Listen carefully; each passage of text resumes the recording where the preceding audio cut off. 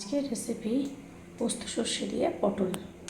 দেখুন আমি পটলগুলো গোটা গোটা কেটেছি আর এই দুদিকে চিড়ে দিয়েছি হালকা করে।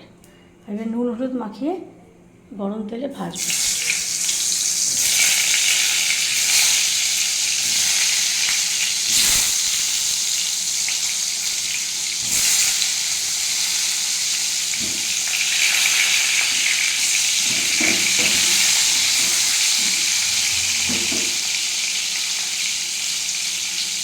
লো টু মিডিয়াম হিটে ভেজে নেব।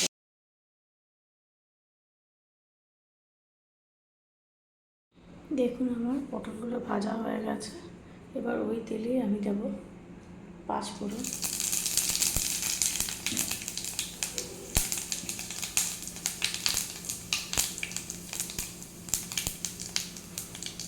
পোস্ত, লঙ্কা দিয়ে বাটা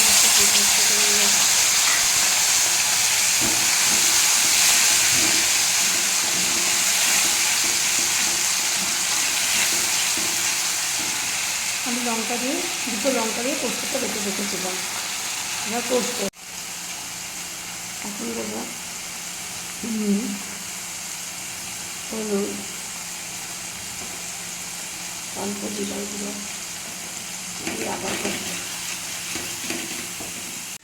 পোস্তটা কষে গেছে। এবার এই সর্ষে বাটাটা দিয়ে দেবো।